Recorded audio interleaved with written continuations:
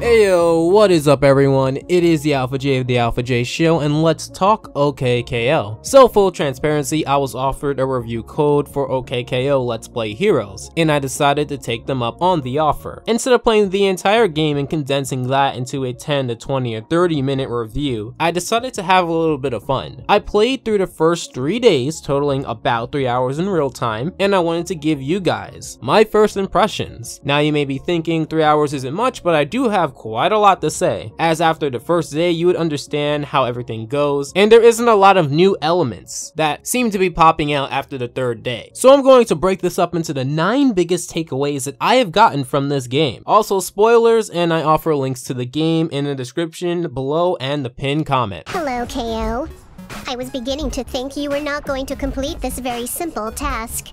That, or you were deceased. Deceased? No way! Mommy makes sure I'm up to date on all my shots! The game day plays out like an episode. You get to talk to a lot of different characters, and your actions generally play in an exposition, setup, conflict, battle, resolution sort of way. Just when you think you're doing some random quest, you get roped back into battle. The same way a lot of episodes in OKKO generally work. So it's not just battle, battle, battle. Some of the battles actually have meaning, and their outcomes shape an overarching story on how Lord Boxman causes trouble for the Lakewood Turbo Plaza. That sense of immersion is a benefit in my book, and I can see fans or kids or really anyone putting themselves into KO's shoes and having fun, essentially living out a day as KO. I wonder if this you're in the show sort of dynamic is a cliche in video games based off of a cartoon, but either way it is still pretty entertaining.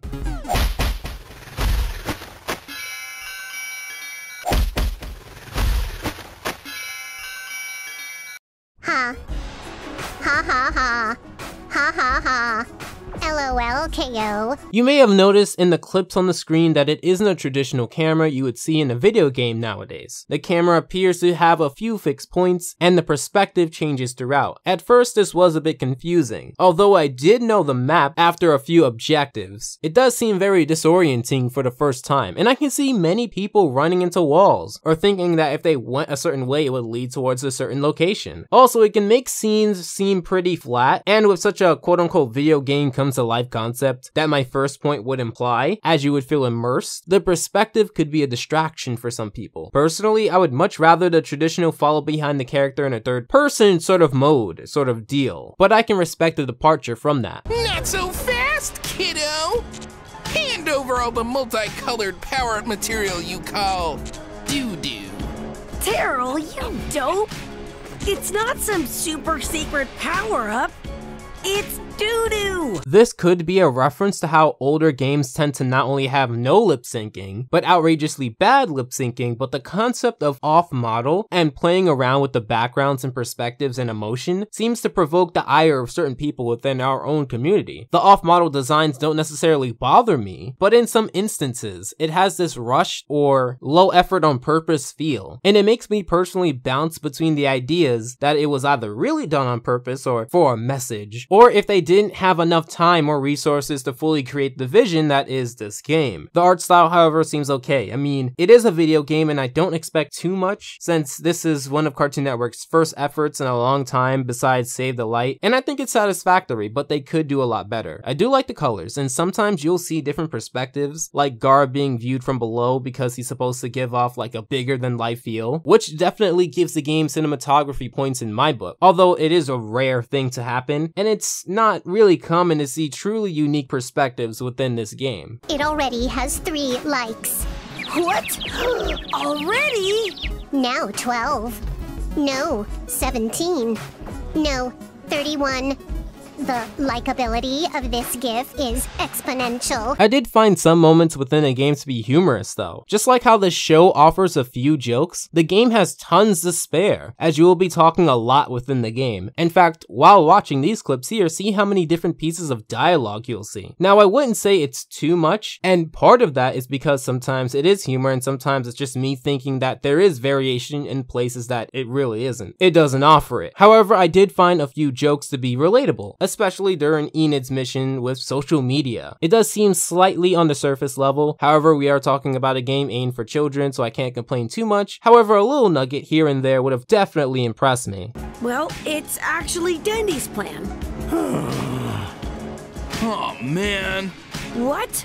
You guys, Dendy's super duper smart and she can fix like anything. The combat in this game is generally a combination of pretty much one key and your movement. And there are jump attacks, and there is much more combos to be learned later on in the game to make the combat a bit more varied. However, at first you may think that a lot of battles within the game seem complex because you have to know each of the characters' attack patterns or techniques, and some of them may clash to create moments of perceived invincibility. But once you get into the groove of battle, it doesn't seem too bad. I would consider the learning curve low. In fact, I remember how much during the beginning I had a problem with the attack key being K, as I used the WASD keys. And it seems so far, but it only took me a few fights to adapt to the unorthodox nature.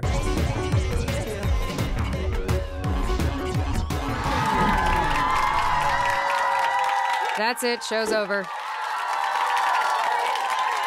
Nope, that's it, show's over. Encore! Encore! Encore! I said show's over!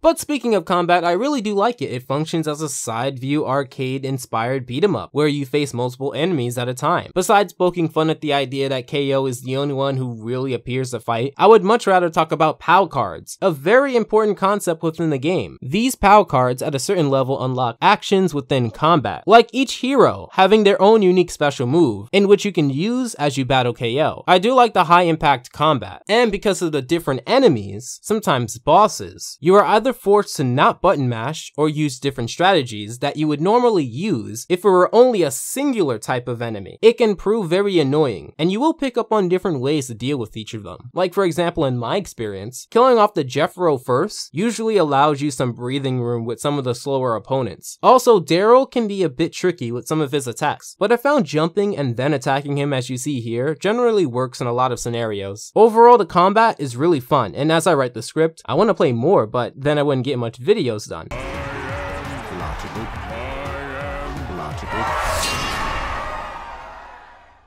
That was sick!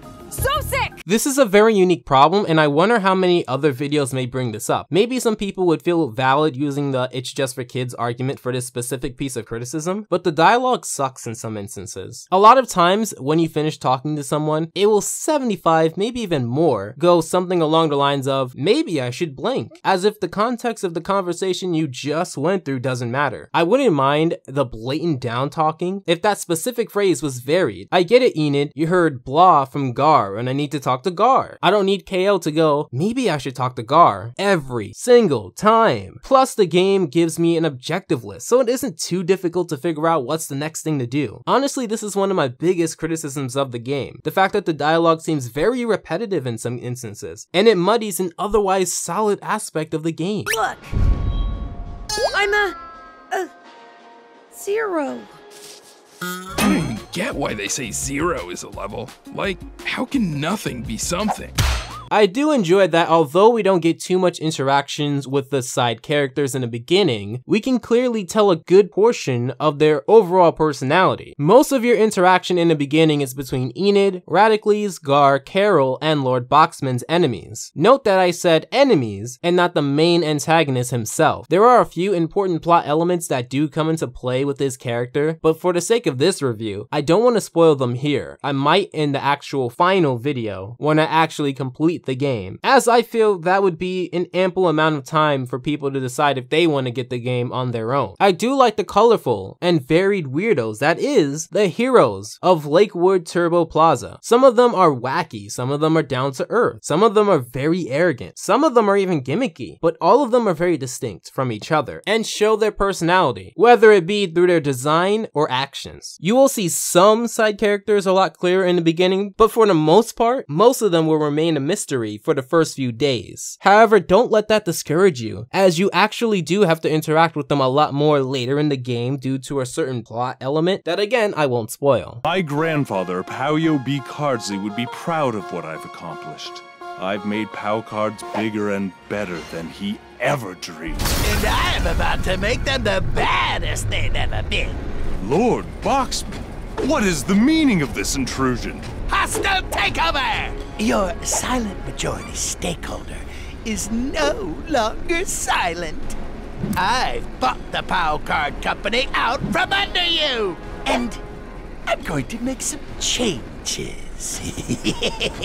Enid and Rad are probably some of the more interesting characters within the game so far. Although you speak to Dendi and probably Gar a lot more than you would speak to someone like Rad, I do think their characters show the most dynamics, which is very impressive for only a few hours of gameplay. Like I said earlier, Enid has a side quest revolving around social media. The way she's very aggressive, but also needy, is most likely how teenagers act, but it's still quite annoying. I know KO wouldn't see it that way, but she comes across very unlikable in that section. However, in others, she seems perfectly fine, so I won't let that soil my gaming experience. Rad, on the other hand, was a riot from beginning to end of my experience. He starts off as he usually is, very confident and full of himself, but experiences a vandalism of his truck, and breaks down when he realizes that he's level 0. Why level 0? Well, when you pick up the game, you'll find out. They are very engaging and encouraging of young KO, and just like in the show, you'll be spending a majority of your time with these two, based off of the first 3 days. Overall, this game rewards those who are fans with a great experience so far. I really do recommend it to anyone who is a fan of the show. It really does give you a great value for the cost. However, it does have a few problems in my book, such as the repetitive art style or dialogue issues. And if you weren't a fan of OKKO, I can see you not being really interested in it all the time, with all the little tidbits that they give you based off of the show. And you may see it as just another beat 'em up with a little too much dialogue. Heck, sometimes as I play the game, I zone out a little bit myself. I will come back to this topic again as I play more of the game through live streams on this channel on Saturdays, announced first through my Twitter at the Alpha J Show. And once I complete the game, I will return to this topic again and give the game a more thorough analysis. But if you wanted to know if this wasn't a complete waste of time, as a fan I would say absolutely not, feel free to get it, but to a regular gamer who doesn't watch the show, I would suggest watching a lot of gameplay and watching other people's videos on the topic. I also want to thank Clara over at Sandbox Strategies for giving me a shot, and to you guys, do you think the game looks good based off of the clips? Would you get it or not based off of my review? Let me know in the comments down below, follow me at the Alpha J Show, and go into my request video if you have any other ideas that you think I should consider that is not in my pinned comment. If you really like this video, I highly suggest watching my Steven Universe Save the Light / Attack the Light video. Make sure to subscribe and feel free to consider my Patreon as always. I hope your time is well spent, and Alpha out.